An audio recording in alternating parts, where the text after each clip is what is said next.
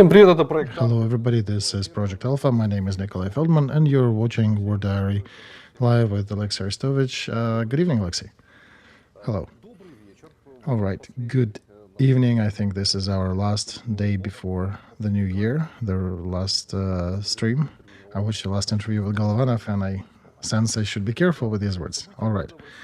The events in Russia, according to polling by Levada Center, 35% think the most important event of the last year was Ukraine incursion into Kursk region, and 37% want the end of this war as a New Year present for themselves.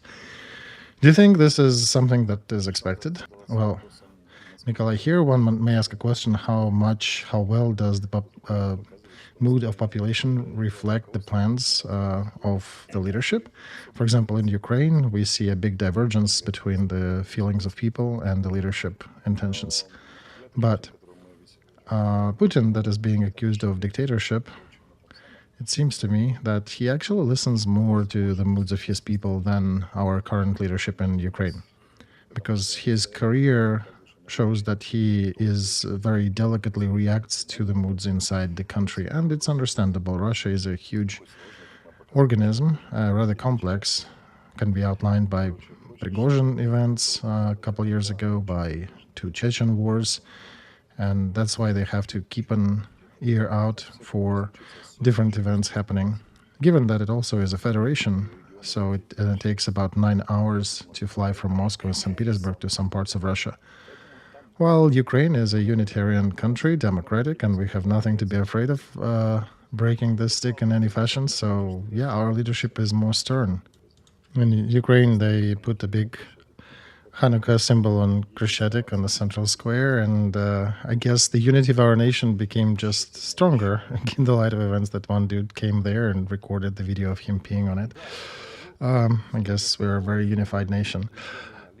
All right, Alexey, one important event I wanted to bring today is that Russia and Ukraine exchanged prisoners of war. As I understand, they exchanged 150 for 150.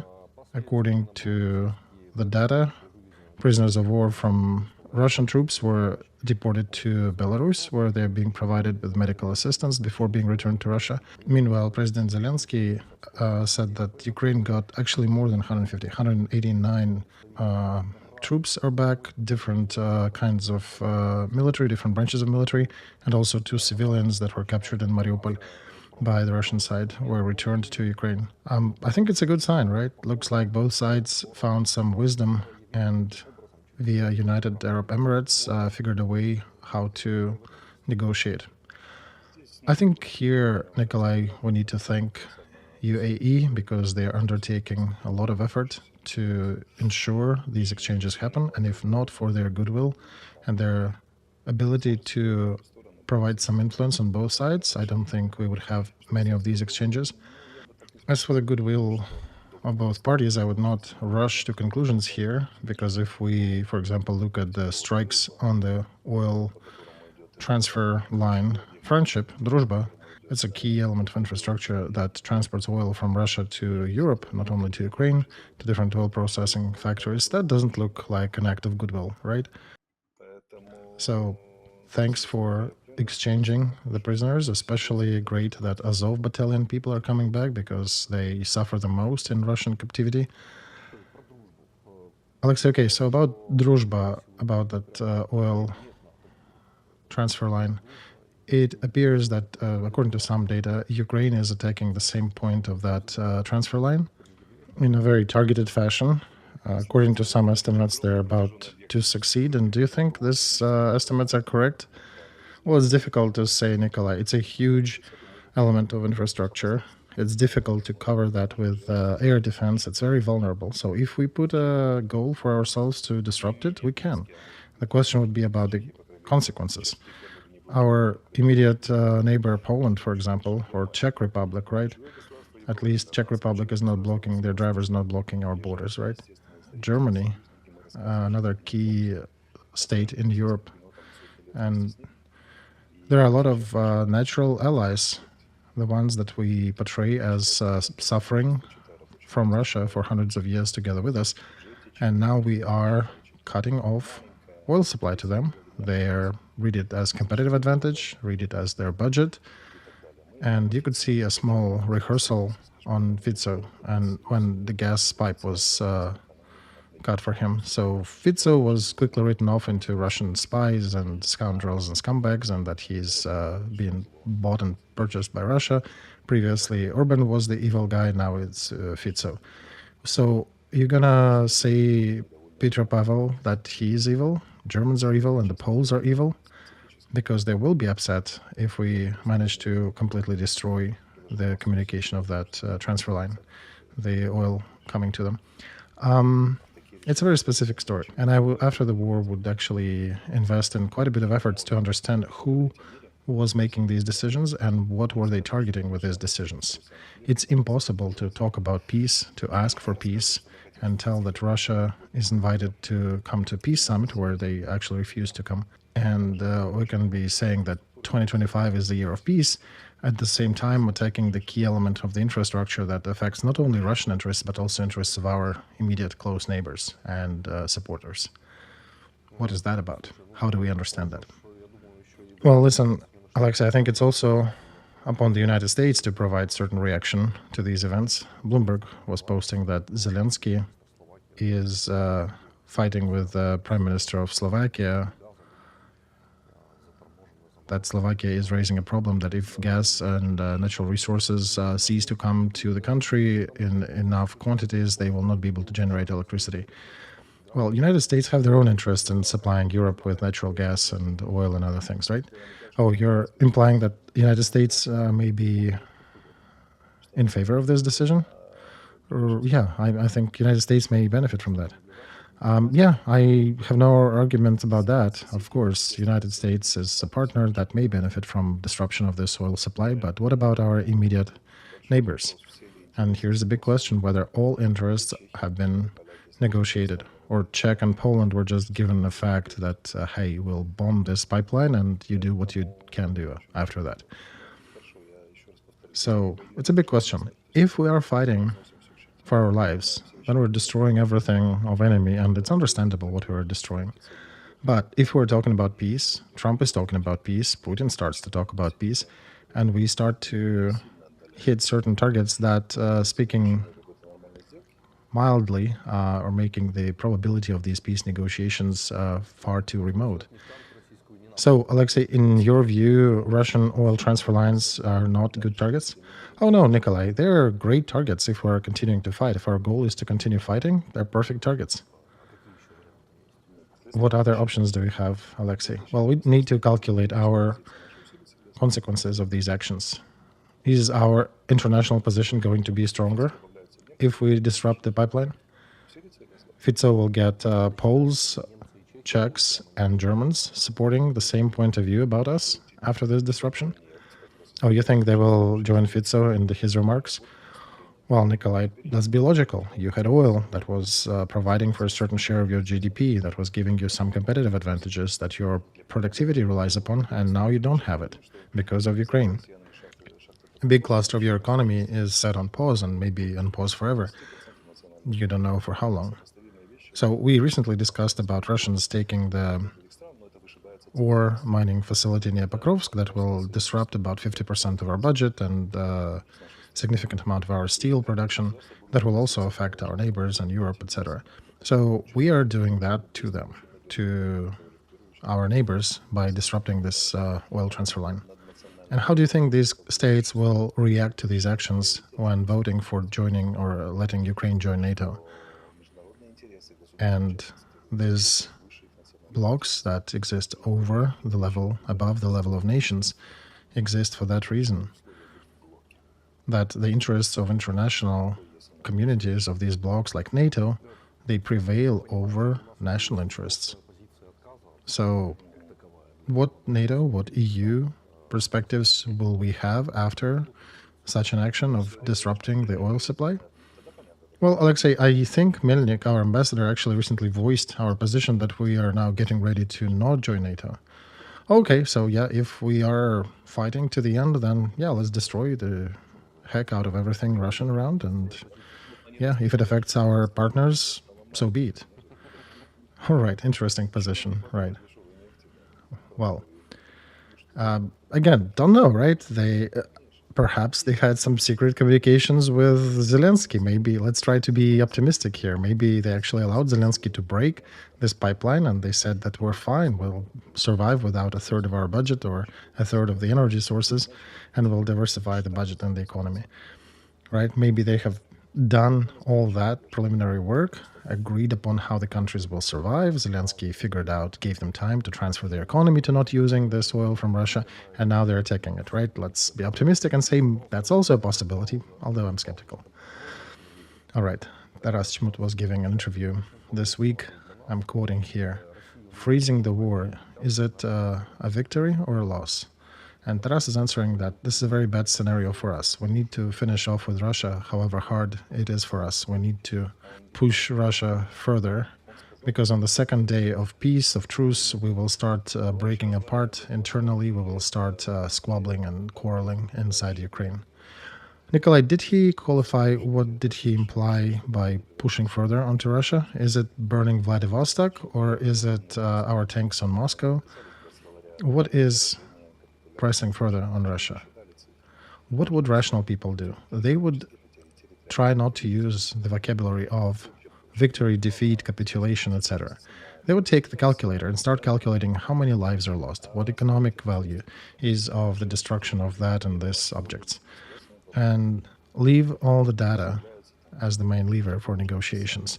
Instead, we're bringing the propaganda and we're bringing up all these slogans about pressing Russia further to the end, or another one recently pushed, capitulation of Ukraine. This is just emotional swing. That's what that pumps up.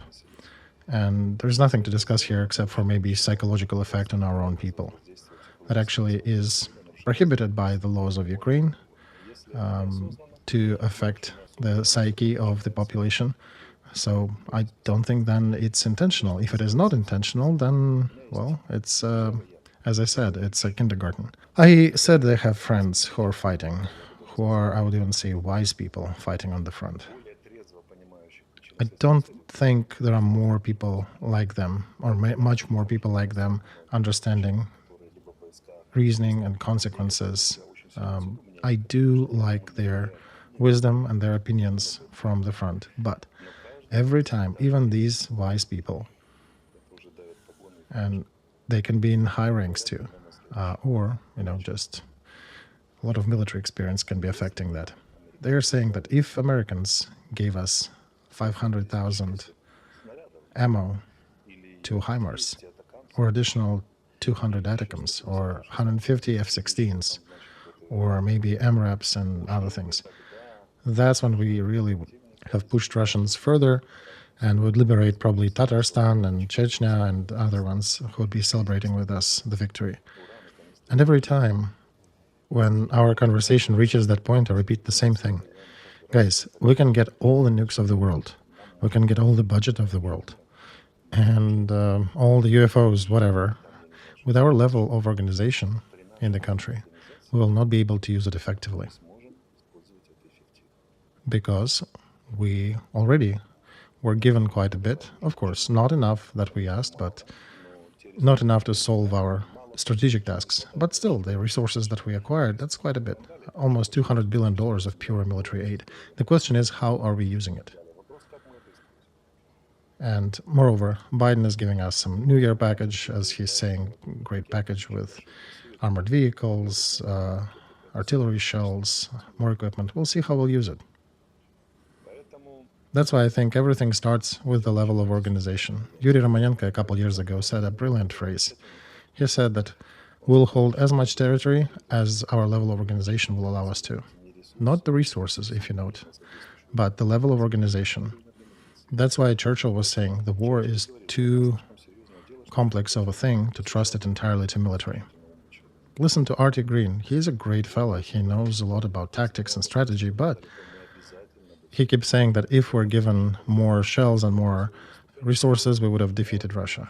Yet, on the second part of his hour, he talks that our generals are worthless and they're not helping us to win this war.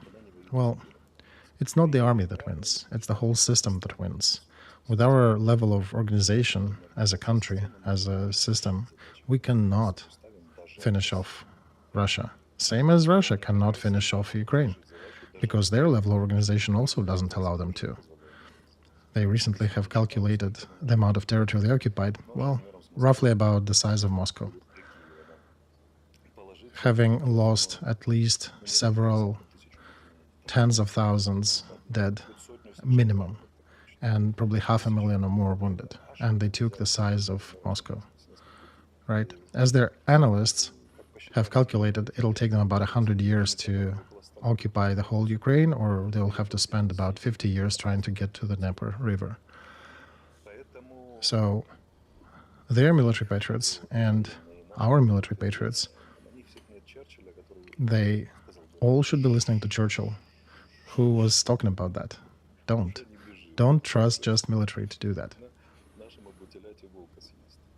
And that's the problem of people with military mindset. And we will see that over and over again on different levels. Very often, it seems very realistic that just a little more and we would have won. And after the war, they'll sit down and start writing memoirs, The Lost Victory, and Russians will be writing the same thing. They'll be saying that just a little more and would have taken the whole Ukraine, and our generals and our specialists would be writing that, well, if we had a little more support, if we got a little more push, we could have pushed Russia all the way out to Rostov.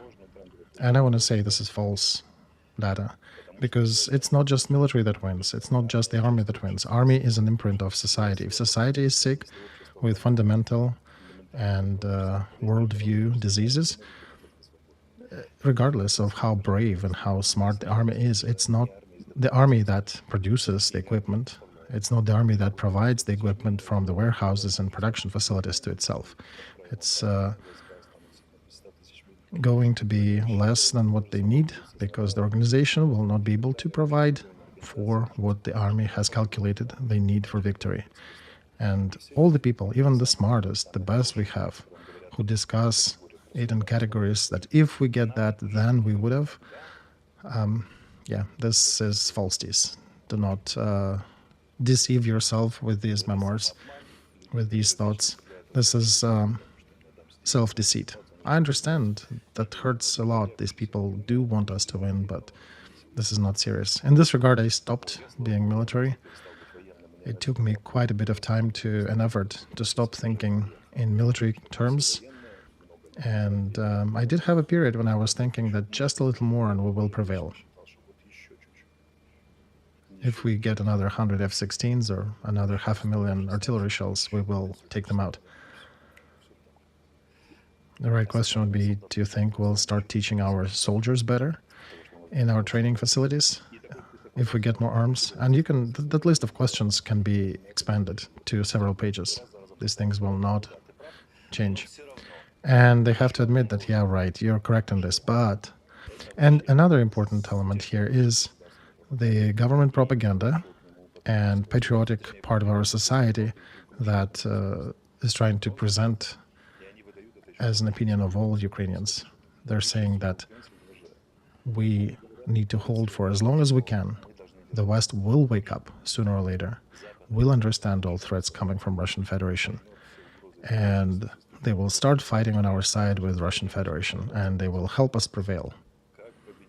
And this is even a worse illusion than give us 500,000 shells and we'll win. And people who are failing to understand after Budapest Memorandum, after the 14th, after 22, after all the story with supplies and how we use them, after the story with fake sanctions against Russia, how ineffective they were at the beginning, they were still believing that the West will join this war at some point. And at some point we'll understand that. But I think this illusion is worse than 500,000 shells. And not only military guys that are falling prey to this philosophy. Very often you can find people who are supposedly thinking people. It's almost like a mainstream idea now in Ukraine that the West will awaken and we will pressure Russia to get out. Why are you thinking so? All the actions of the West indicate that they never will. They have already awoken a while ago, and in cold blood they're taking the position that they do. Not because they have illusions, but because that's their calculated position. And except for the leaders of the Baltic countries, maybe, who are taking very sharp position against Russia. Nobody from France or Brits or United States, or Brits may be a little different, but they're not thinking like that. They already seeing Russia as the buffer zone for China, Ukraine as a buffer zone for Russia, from their viewpoint. But the main point is that Putin also doesn't want to fight with the West, in the West, with NATO itself. For him, all is enough to just disrupt the NATO expansion. Having won in Belarus, Ukraine, and Georgia, they think that he thinks he will prevail in his strategic goals. He would have set a certain security framework around Russia. And he's making continuous statements that there will be no direct war with NATO. All the 3 years of this war, he continues to perform on all the promises that he gave to NATO. He gives warning to NATO about all the missile launches. They have direct contacts, so every missile barrage on Ukraine, they're letting NATO know when and how many are flying. So outlining that they're fighting with Ukraine, they're not fighting with NATO. And yeah, thank you for asking this question. This is a very good line of dispelling we can do on these two faulty philosophies that are permeating Ukraine right now. Neither 500,000 shells nor the awakening of the West that will change everything. So the true narratives would be, Alexey, not that the West will awaken, but that the war will be normalized and it becomes a political tool, I guess, in the 21st century. Nikolai, it's actually much worse. The war was always a legal tool. It's just officially it was called continuation of policies and politics by other measures and other means. War has always existed, and it exists to achieve certain political goals.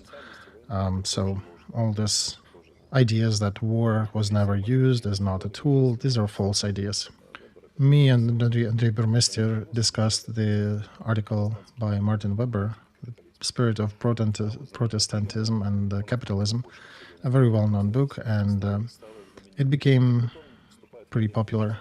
So he starts to discuss with a group of German philosophers about the First World War. He's asking them, hey, look at the price that we're paying, how many lives we're losing, the gas and all the economy that's suffering at this war. And he's writing in his article that this war carries an existential character for Germany. It's either us or them, and we need to pressure the enemies till they're done. So those people who think they're so original, the exactly same thing happened about a century ago. In 1918, he was apologizing for these words and he was taking them back in public. So people sometimes go to try to solve questions without going to expand their knowledge, without opening the book on history and reading what has happened before. And they fall into the same pits that a lot of predecessors have fallen prey to. But unfortunately, we have a lot of Ukrainians believing that. Today, many of them can't even express their exact position, except for we will continue riding this train till we smash into the wall at some point, but we will not be apologizing, like Martin Weber did in 1918. All right, about realities of our management. Yuri Butusov, a military correspondent here in Ukraine, and he told in his streams the following information, that the process of leadership in General Command under Zelensky is very reminiscent of a TV show In the World of Animals from the Soviet Union times, where they show a flock of different animals and somebody needs to make a decision. And it looks very chaotic until a certain leader emerges and then makes a decision, when it should have been a very methodical process, relying on logistics, relying on proper organization level. Even if you have a genius in such a flock, it's very difficult for a genius to express itself. Unfortunately, our troops concentrate where we scream the loudest. Pokrovsk may fall today or tomorrow, and we have lost all the good heights, all the good fortified areas around Pokrovsk. Everything was given to the enemy, and now they're on the outskirts. everybody starts writing about that and the social media. That's when the flock of our leaders wake up and they start screaming and shouting and saying, oh my God, let's send more troops there to stop that from happening. Well, Nikolai, because they have a media type of thinking and they have never risen to be above the media level of thinking. They live from one hype to another hype. There is no system there. This is also a way to conduct certain leadership, and in peace times, maybe in Yushchenko times, that could have worked actually rather successfully. But today, when the war is going, when our military is in pretty poor state, there is such a thing as very mundane and boring work. Even on that work, you can get serious media hype, but you need to be very effective doing it. First of all, you need to be actually doing that mundane work, and second, you need to create hype around it. But it's easier for many of our leaders to just jump on the existing hype bandwagon and scream the loudest. And it's difficult to analyze that. That's how they behave. They are out of general ideas. They're out of serious ideas. They did not have them to start with, and now they're completely out of them. Look, nobody on the West considers this war an existential. They think it's a regional war. So our attempts to wake everybody up and say that we're going for the last battle, that's actually laughable out there. Also in Ukraine, hundreds of thousands don't believe that. And hundreds of thousands who returned to the occupied territories, they also do not believe that, because otherwise they would be going to hell, right? Going back to their homes on the occupied territories. So there is a small group of activists who are dramatizing that, who are running around with these slogans and banners. Because if that comes to an end and things change, they will lose the amount of power they have over different events in our country, when they can actually bring attention to some things and remove or appoint certain battalion commanders just because of the media reason. So that exists. But in reality, the biggest regional warfare is a very mundane, systemic, and boring process that needs good professionals on each level who can organize and conduct this process. And even if you put all these managers together, except for the top 5 or 6 leaders, ask each of them, what is the goal? What are you doing it for? Because the process of production, the goal of producing certain artillery shells, depends upon the goal in military, right? Let's go to the level of the usual deal. The factory comes and asks, hey, which shells do you need more? Thermobaric, cassette type?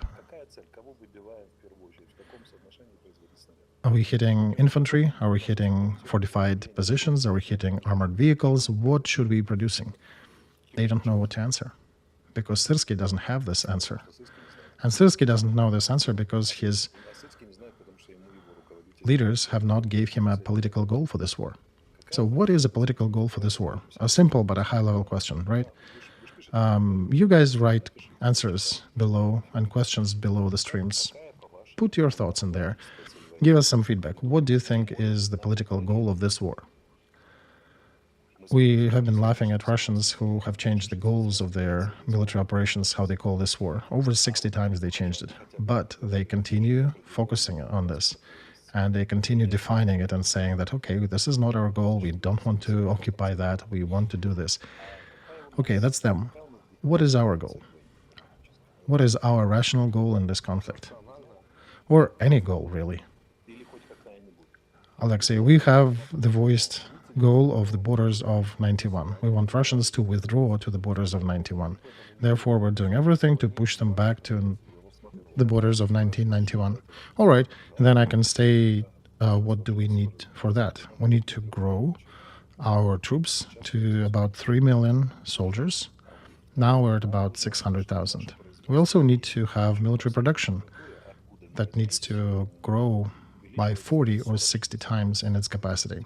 Do we have managers and industrial management specialists who can increase our output that manifold and also expand the nomenclature? Because right now we're sort of cluster specializing. We can produce certain type of shells, but we cannot produce missiles. We need to expand that, and we need to be doing it faster than Russia is doing it.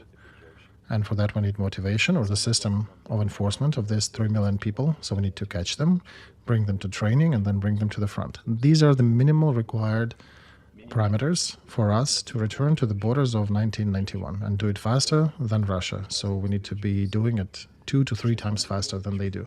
Because if we will be growing it to 3 million, they will also try to grow it to that size, right? We need to be better.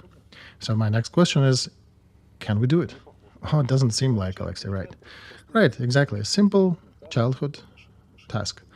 We have a vehicle that's going from point A to point B. Point B is not declared. How do you calculate how much gas you need, how much food you need? What route do you take? You cannot do any calculations without a setting of the exact goal.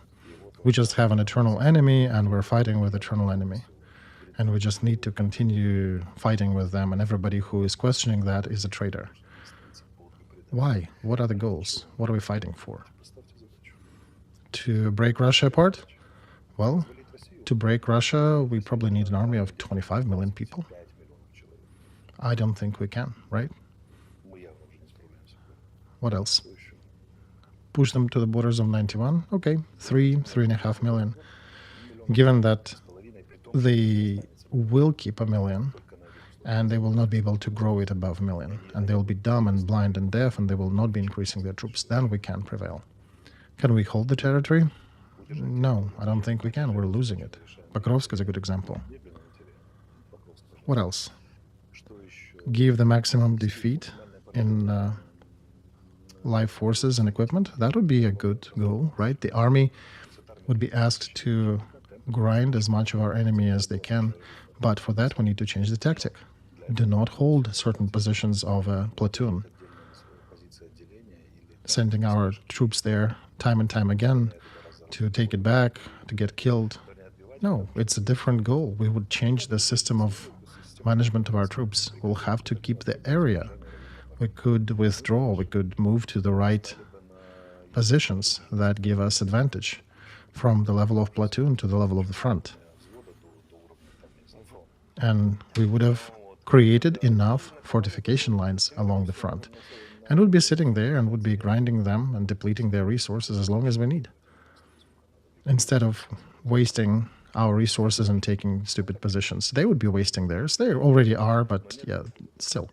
But we don't have that. Our political statement is hold the front line, and that's different. Our military officers, they know it, that the moment you report that you lost a position of a platoon is when you get an angry telegram from your leadership that you have to take it back by any means necessary. And if you don't, then military police comes. This is not leadership.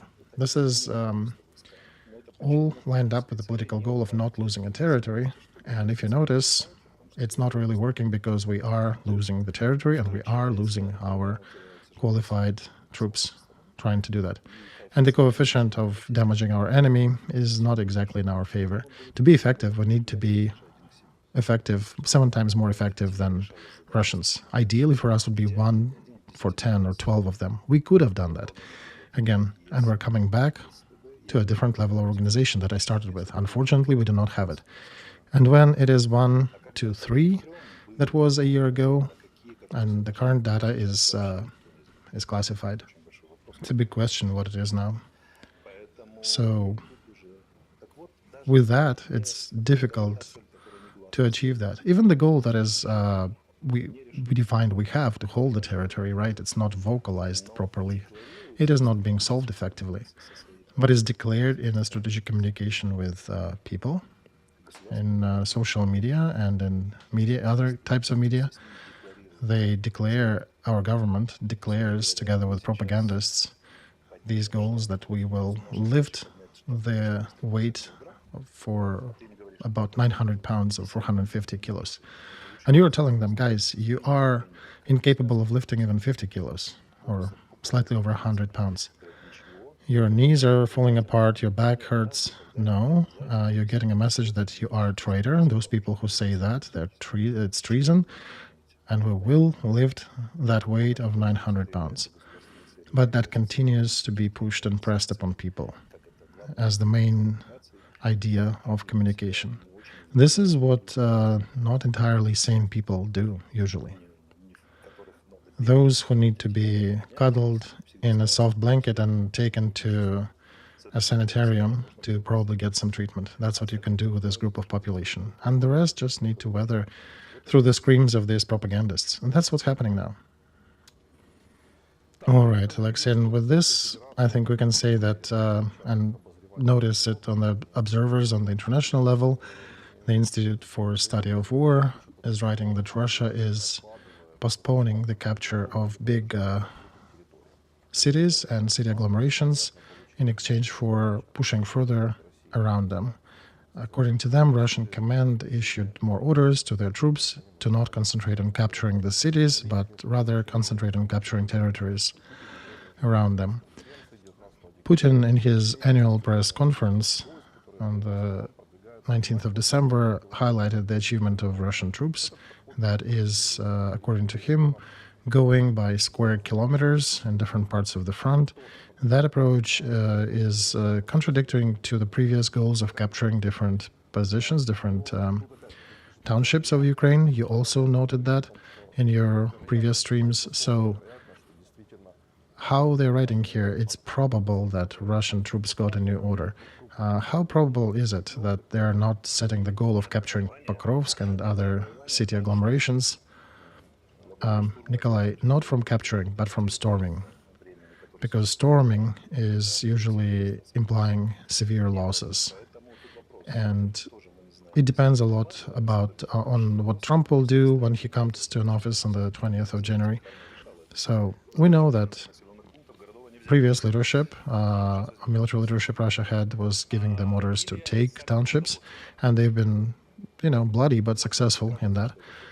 And right now, it appears that they're going to emphasize the square kilometers, and I think it was leadership that was giving them previous orders to take certain things because it's a severe, significant victory they can declare, they can talk about during their communications with other parties. And when it goes to peace talks, I think their main order is to take more square kilometers. Again, given that we have taken part of Kursk district, they need to also trade some positions, some territories they capture in Ukraine for that. But that decision, if they were thinking smarter, they should have taken in the April of 22, that they shouldn't be attacking cities. They should be going around them and enforcing the groups in those cities to surrender and put down arms, because frontal assaults, nobody needs that. Of course, you need to continue exerting pressure to keep holding them in the city, but it's much easier and cheaper to just hold them like this and let them surrender. They started doing that about 9 months ago, and they're also learning, and they're starting to grow into the proper Soviet army code. It took them several years of that full scale to basically learn the things that were written in Soviet books on tactics and strategy. And I suspect that they've been given exactly the same mad tasks as we were to take certain townships and achieve certain successes on the front. But surrounding and going around the city is always more effective than storming it up front. It's easier to capture it this way. Just cut it off all the supplies, give it some time, and they will start negotiating surrender.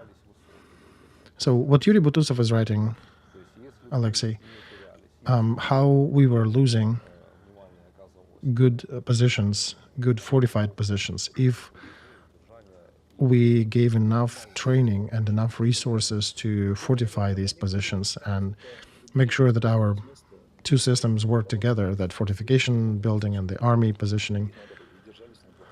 Well, it's not exactly that, Nikolai. There actually were some fortifications around that township, for example, Pokrovsk, that were prepared well, that were held in a proper condition, and our troops just did not make it to them in time. So, since our leadership removes mid-level command for losing positions, that's why they're being given false information. And they're given false information by the troops below, who are saying that they're still defending a township when this position was already taken 4 days ago. They just don't want to be fired. And I can tell you one sad story, if you'd like. Sure, please.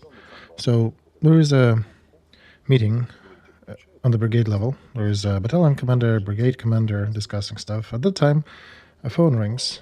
One of those surprised battalion commanders picks up, and they hear all the female voice on the loudspeaker. Hi, I'm the mother of your soldier. How is my, let's say, Vlad doing there? Whatever the guy's name.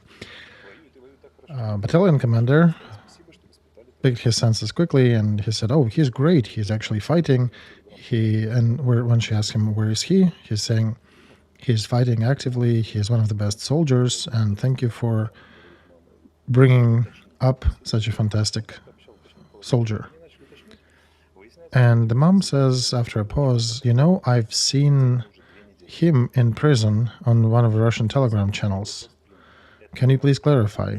So battalion commander starts to figure out things, takes a pause, starts to investigate, and discovers that these positions were lost about 2 weeks. Part of soldiers are dead, other soldiers are captured, and that's the battalion commander.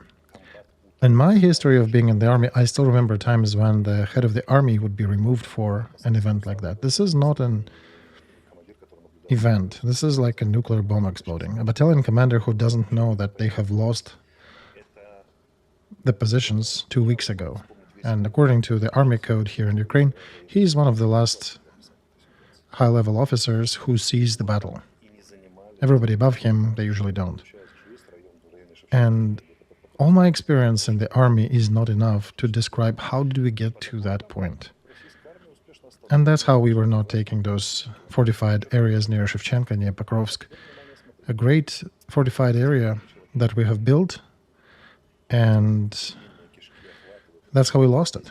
According to reports, Russian army is still 5 miles out, and we're defending the area. There is no need for our troops to go into those fortifications.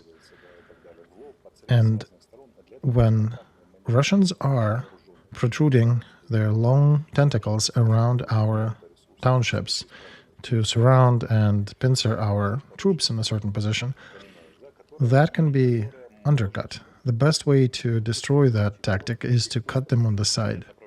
When you have enough troops that has mobile support, mobile troops to jump at those tentacles and cut them off, that can change the direction of the strike and stop the enemy from advancing in this fashion. And where will we take these resources when Russians continue to tear us apart on different parts of the front?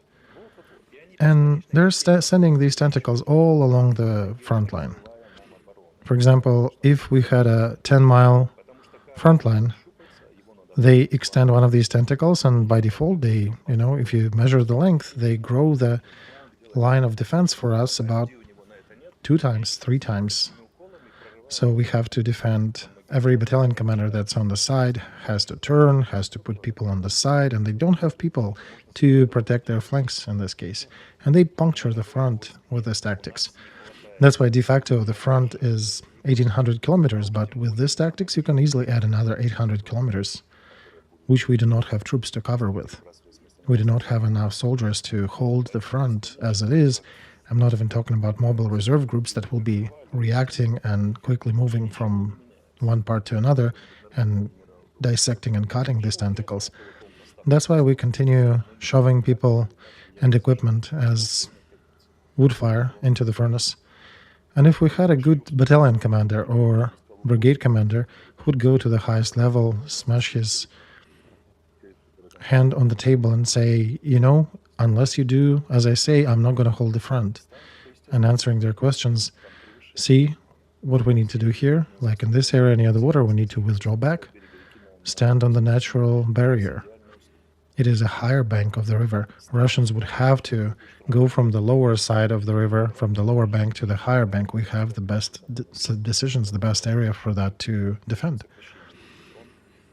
And if we, even in our current state of army, we can defend these positions way better than trying to hold onto the right bank, onto the lower bank. Try crossing such a water barrier with what you have. Russians will be dying in droves there. They will fail.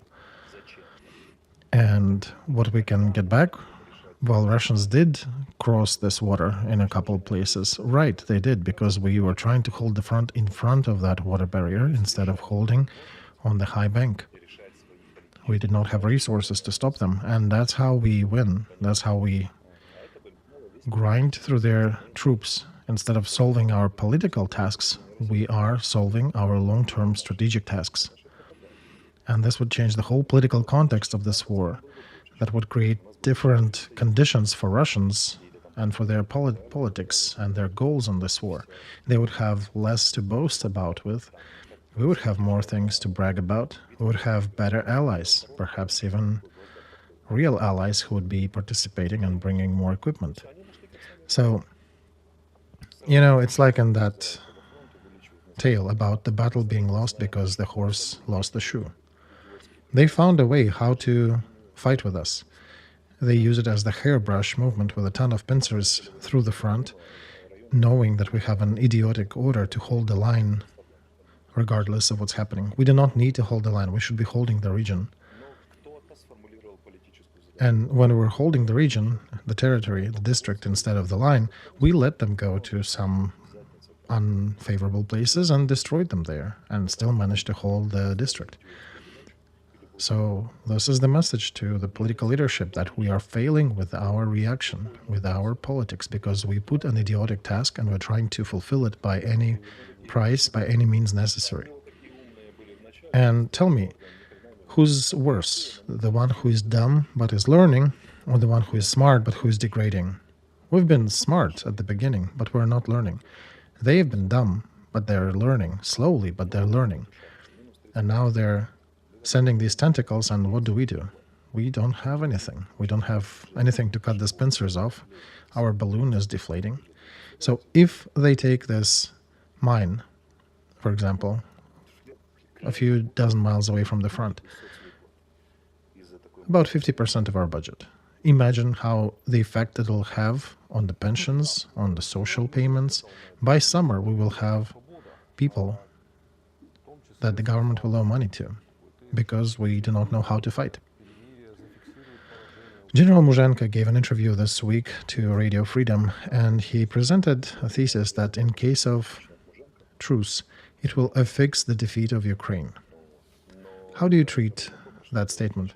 Well, personally, I have a lot of respect to Muzhenko, huge respect, but this is exactly what I was talking about at the beginning of the stream, that all the good military officers are talking about. They always keep shooting at yesterday targets. They need to be given concrete political tasks and ask them about these tasks, but provide them and reward them and give them enough resources and reward them for fulfilling these tasks and punish them for not fulfilling these tasks. But they should not be sent to do more than these tasks, even those brilliant strategic people as General Muzhenko, because they are not experts in that. Because if they come, just like with this example that he talks about truce, his answer to that would be, what instead of truce? Continue fighting? Well, do you understand that we are depleting our resources faster than Russians do? And geopolitical situation is so that we will be guided to truce. And what you'll be explaining to Trump, that you do not want to strike truce? Well, he'll turn all support to your army. How do you fight then? I understand his construct that he doesn't like the truce on the unfavorable position, but what is available? What else do you have on the table? Because if the aid stops, what next? Right, Alexey, there is another question on being discussed in the media about the big package of aid on the way and how it will be used. Some people make sense that it would be good to use it as strategic reserve, right? Right. See, Nikolai, you're not a military, but you already are grasping the core of it. That it would make sense to hold this as a strategic reserve. We need to start creating strategic reserves just in case, because we do not have them now. For example, if Russians break through the front or suddenly decide to cancel the truce. Or, okay, we want to use these supplies on the front, but who will be using that? A key question. Which specialists? Do we have enough trained people to do that? Enough life force that is well trained to use it? That's why, with all respect to Viktor Muzhenko, this is still the same song about not giving in, about continuing to resist and continuing to fight. And it's a typical military logic. You have the blues and the reds fighting against each other. But there will be a forester coming to the owner of that map coming in and will be kicking all of your butts out. And that forester now has a last name starting with a T and ending with a P. And he lives in the United States. So these conclusions, these communications from generals that you cannot surrender. Well, in computer games, you cannot surrender. Even in the real world, nobody offers you to surrender. It is a defeat for us. Viktor Nikolaevich, what kind of defeat it is? Can you formulate your defeat? What do you consider to be defeat? That's why I will repeat once again, war is too serious of an affair to entrust it to military. And we're getting to the crisis mode very soon, because when Trump will enforce the truce one way or the other, our politicians will have to enforce that decision onto our military and activists and society, and will have to present this defeat as victory. That will be quite a hefty task for their propaganda, right? When military activists will have to present the circus of all the propaganda as a victory. That'll be actually entertaining to see. Because Trump will be pushing, will be creating pressure to produce a ceasefire. Therefore, politicians who fed these propagandists and military officers to scream that there is nothing but the borders of 91 will have now to reverse the trend. Will have now to make sure that the main message is, yes, we are okay with the current state of truce. And I have a question here. When society doesn't understand the details of it, and they keep hearing your propaganda, keep hearing about your fighting till the end, what if society rebels and spills out to the street after your truce? How are you gonna pacify that? Because, right, Alexey, they're all screaming now that this is not a victory, this is a defeat, and now they will have to make a 180-degree turn and scream that it is victory instead. Right, Nikolai, they've been talking about no capitulation, there'll be no defeat, there'll be only victory, we will die but never surrender, or we are going to win. What happens if things change? All the train that you steamed up so high at such a crazy speed running on these tracks, going in one way, how are you going to turn that around? That continuous ass-lickery, playing with military leadership by our civilian leadership. Me being a military, I know you have to hold military commanders very tight, otherwise they start to misbehave and misunderstand where their position is in the government system. This is that proverbial pet jaguar who needs to be on the chain and needs to know his place and needs to do what is ordered. Instead, our owners, our politicians, have hyped up this jaguar to attack everything that moves. And then somebody comes out from the political system and says, the goal of our enemy is to take certain positions on the front, like Kupiansk and the other settlements. There's a big group defending Kupiansk. There are probably 30 battalion commanders if you calculate all of our forces around it.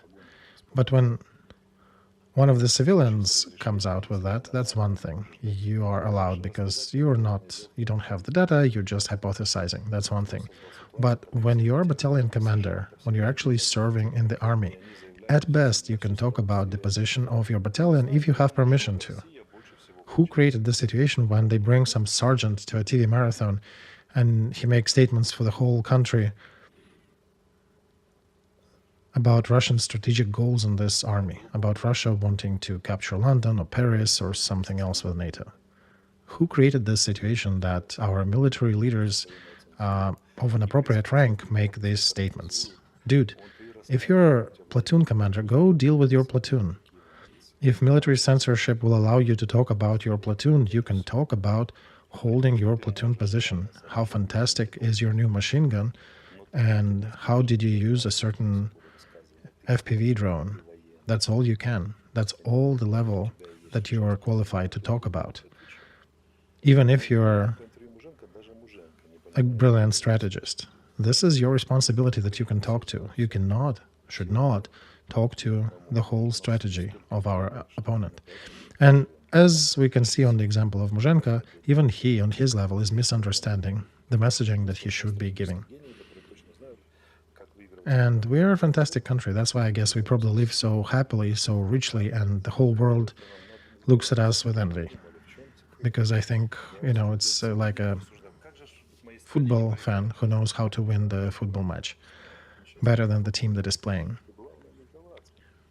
I'm here sitting and thinking day after day, how can our country win in this difficult situation? But these people, they come out on the TV and train and teach me that the main thing is not to give up. The moment you stop giving up is when you win, right? Okay, so I'm not giving up. Have we been giving up until now? We've been not giving up for 3 years, and Russia has captured about half of what we took back during our counteroffensive. Did it help us much? Well, and again, right, what's the political goal, Alexey, with this? Or how it is done. You have 100,000 landmines, faulty landmines in the boxes. We're not giving up. And his soldiers are marching with him saying, no, we're not giving up. And then the munitions, which were faulty and not working, just because that political messaging came through, they fixed themselves and are ready to be used now, right? All these people who declare that they're fighting with the consequences of the Soviet Union don't understand how Soviet they are. It's like in that anecdote from Soviet times, when some of the military leaders are in a pickle in a fight and the commander is getting a message from the trench that they're running out of bullets, but the commander sends the message down to the trench that you are communist, you cannot surrender, and the machine gun started firing again, right? So this is the tops of socialist propaganda. And that's my messaging again. Please, everybody, don't accidentally surrender. After watching this movie, when you will be, or this stream, you'll be brushing your teeth, you may accidentally surrender. You have to be vigilant to not surrender, right? Because that's what propaganda tells you. Just do not surrender. This danger is real. If you step on it, all of a sudden you can find yourself surrendered. And politicians have to be very careful. Ordering coffee from a secretary, you have to check what's in there. What if there is surrender in that coffee? You drink it and you surrender, right? A little bit. Or the sergeant with his 2 soldiers crawling for a kilometer to get into the trench. The main thing in his mind is to not surrender, right? Just not surrender. That's the main topic, apparently, but according to Ukrainian propaganda. People who are spewing that don't understand that the moment they start talking about it, when they put such an effort about not surrendering, implies that surrendering is actually hanging out in the air right in front of everybody. Because when the default setting is not surrender, nobody talks about surrender. Do you understand what you continue when you do when you continuously press that same button to not surrender? Let's go to the next topic, Nikolai. Okay, end of this hour. Thank you guys if you enjoyed. Do not forget to click like and subscribe. I really appreciate that. It's the word of mouth that helps our channel to grow and allows us to continue translating these materials, presenting somewhat different point of view on the events happening in Ukraine, arguably having a bit more logic and strategic thinking behind it than the current leadership of the country does. And if you really like what we do, you can click that super thanks button. Thank you. Privateer out.